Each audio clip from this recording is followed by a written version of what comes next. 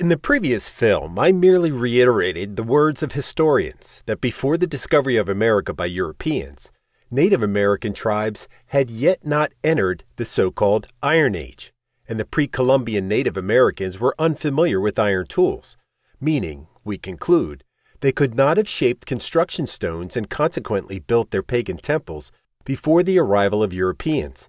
In other words, before the appearance of iron tools in America. However, historians turned a blind eye to these glaring inconsistencies because they had clear instructions from the Catholic Church, stating that Native Americans were supposed to have constructed their pagan temple complexes before the arrival of Catholic missionaries in America, using any means necessary, even their bare hands. Today, these pagan idolatrous temples are no longer compatible with the Christian mission of the Roman Catholic Church in the 16th century. We were made to believe so. However, in Rome, up until the first third of the 19th century, Christianity was covered in a thick layer of pagan decoration, where Minerva, Fortuna, Thetis, and other ancient Roman goddesses were almost obligatory elements of the tombs of the Roman popes from the 15th to the 18th century. And this is St. Peter's Basilica. The residences, or villas, of the Roman popes were not much different from the palaces of the pagan Roman emperors of ancient Rome. For example, this fresco by Raphael, The Council of the Gods of Olympus, was located in the chambers of Pope Paul III. And it was not just a trend of embracing everything ancient during the Renaissance. This was the very classical antiquity that came to an end, not immediately but gradually, with the arrival of the new Westphalian peace, which marked the beginning of the new global system, based not on the monopoly of the Roman Church in the state affairs of Western Europe, but on the principles of sovereign nation-states and nation-churches.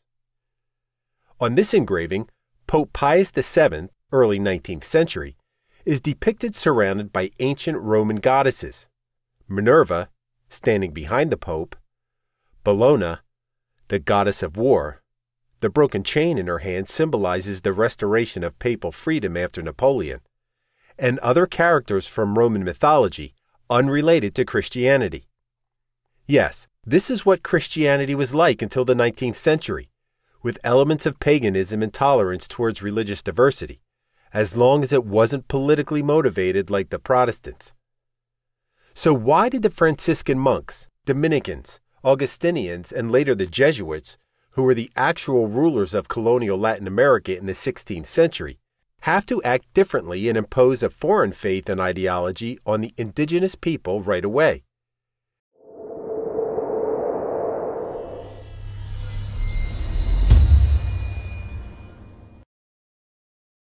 Since its discovery by Europeans, America has been divided into Latin Catholic and Anglo-Saxon Protestant parts. The difference here was not only in the names of the branches of Christianity, but also in the methods of colonizing the territories. One distinctive feature of the Franciscans, the second most influential Catholic order after the Dominicans, was that they studied the traditions, religions, cultures, and languages of the local population more than any other Catholic order. Why did they deeply study the local traditions? Obviously, to ensure that the natives, in this case the indigenous people, comfortably assimilated into the Roman Church with their own traditions, rituals, and idols. The Catholic monks, including the Roman Church as a whole, didn't care about the faith of the indigenous people. They have learned to work with any religious canons and traditions. Their main task, as well as other missionaries in America, was to reshape the consciousness of the indigenous people by creating a new system of values in their minds. This new system of values, consisting of material and non-material components, was meant to stimulate them to work not only for their own communities within a natural economy, but also to participate in commodity production in the interest of European colonizers.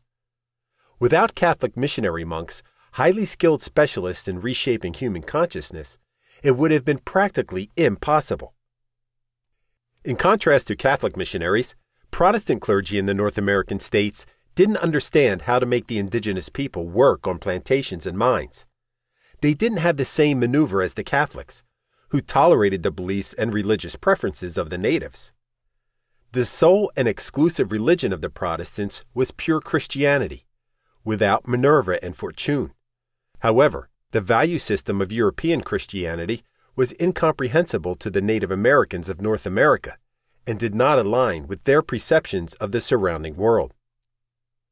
Protestants were unable to change the mentality of North American Indians and integrate them into their commercial and monetary relations, with few exceptions. Therefore, they had to choose a different path to establish democracy on American soil, through the genocide of the native populations. These are bison skulls, the food base of the Indians, and the importation of slaves from the agricultural regions of West Africa. Here we see two different approaches to the colonization of the territory. In America, Catholics preferred to negotiate and adapt to the customs and traditions of the local population, while Protestants, if negotiation failed, would immediately resort to the principle of a good Indian is a dead Indian and reach for their guns. Protestants did not have a monastic institution from the beginning, and usually the Protestant clergy did not speak the language of the natives and did not understand the local traditions. In stark contrast were the Franciscans, who made an effort to communicate with the natives in their own language without a translator, which earned them deep respect from the Indians. After that, they could start discussing business with their leaders and shamans. The dialogue went something like this. What do you want us, Europeans, to do for you? It depends on what you ask of us. We need your people to work on plantations, in mines, and in city construction. We will teach them everything. And what will they gain from it? They will have money. With money, they can buy our goods from Europe. All right, and what will we, tribal leaders, gain? Also money, a lot of money, and our goods from Europe. But first, we need to organize a mutual exchange. Our goods in exchange for yours, such as gold, silver, cotton, sugar, cocoa, and so on. And what will we, priests and shamans, have? After all, if you build your European temples, we will be left without a congregation and, along with it, without pants. We don't need a world where we, the shamans and priests, don't exist. The European negotiators looked at the chiefs, who remained notably silent. Their power in the tribe was largely contingent on the priests and shamans, who had the ability to easily persuade the tribe's people to select new leaders. And our priests will assist you, so that our people, in their dealing with you, adhere to what you call do not kill, do not steal. In short, to make sure everything runs smoothly. Soon a massive influx of money started flowing through the priests, which they used to build new large stone temples, which were still functioning as temples as recently as the 18th century. European architects and builders took lucrative contracts, and the indigenous people were happy to work for them as laborers. It's good when everyone is doing well. And now let's listen to Yakov Georgievich Shemyakin, Doctor of Historical Sciences, the chief researcher of the Institute of Latin America of the Russian Academy of Sciences. Religious syncretism is a characteristic distinguishing feature of the spiritual life of Latin American peoples, directly related to the peculiarities of the civilizational process in the New World. And further there, we can identify the following main forms of existence in a transformed form of preserved elements of pre-Columbian cults within the system of the Catholic religion and Church. The use of indigenous dances, rituals in their origin and nature, in organizing various Catholic holidays, and the actual preservation in some countries of traditional local pagan holidays under Christian names. In Mexico, an example of the transformation of a pagan holiday into a Christian one is the Day of the Holy Patroness of the country, the Virgin Mary of Guadalupe, whom the Mexican Indians still call Tonantzin, which translates from Aztec as Our Mother.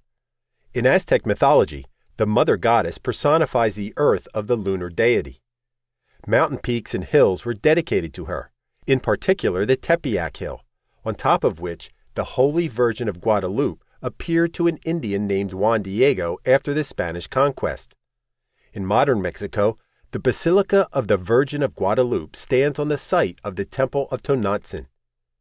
As we can see, even today, for the Indians, Christianity is just a facade or a screen.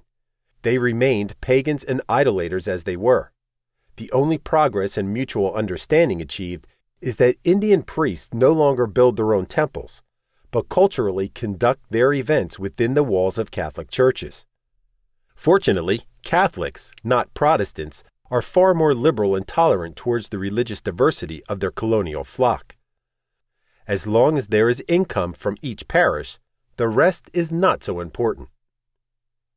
In the next film, the theme of the so-called pre-Columbian civilization of America will be continued, and especially for those who wish not only to know but also to understand history and its cause and effect relationships, I offer you my book, The Other History of Roman Empire. That's all for me. I appreciate your time and attention and wish you all the best. Don't forget to hit the like and subscribe button, and let's stay connected. Respectfully, Alexander Temansky.